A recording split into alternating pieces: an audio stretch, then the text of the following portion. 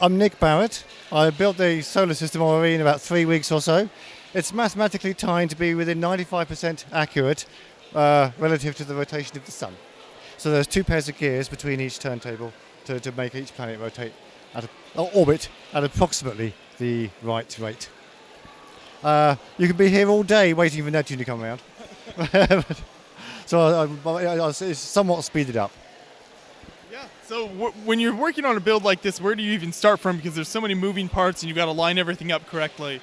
Well, first of all, you need your angle of attack. How are you going to do it? And there's more than one way of doing an ORE, but this I found is the most effective with the turntables, because they've got the teeth on the inside and everything can go up the centre, and that's what you need. And what's holding that upright is a solid axle going through the centre of all the turntables. There's one solid and one fixed, and there's one solid and one not. But that's turning the gears as you go up. And so the gears happen in stages between each turntable. So you start at the top because of the fastest at the top, and then you slow down as you go to the bottom. You can't go the other way because you'll be putting a lot of strain on the motor.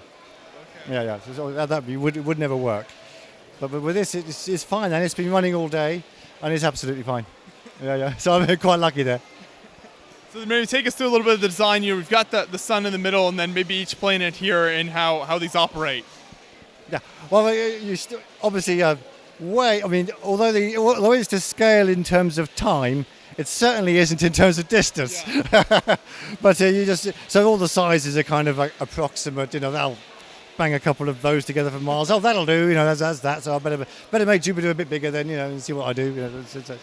Well, that's fine. I started off with the size of the sun as I've made a sphere, and thought, well, as long as nothing else is bigger than that, I'll be fine. So will this run pretty much all day? Yeah, absolutely. Yes, just leave it running for as long as you like. It's fine. Yeah. It has been running all weekend, so it's on the same batteries as well, which is really surprising. I noticed this nice little classic space detail down here. Just a little something for the fans there. Yeah. That's a counterweight, because these counterweights are very necessary.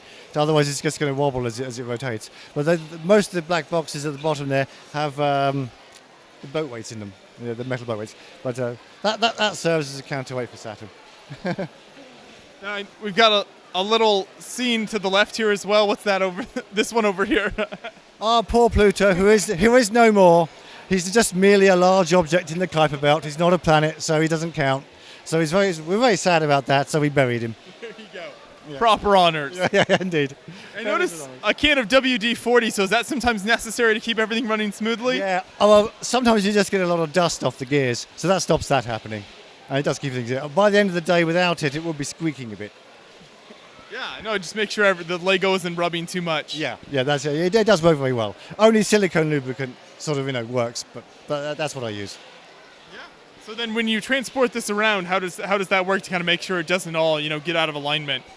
Oh, that's quite easy. I mean, I can take all of these off, the counterweights and the planets, and the frame can go in a box, and I've got a little sort of set of beams to tie it together. So it only takes like 10 minutes or so to disassemble it and put it in a box, and it's fine to transport.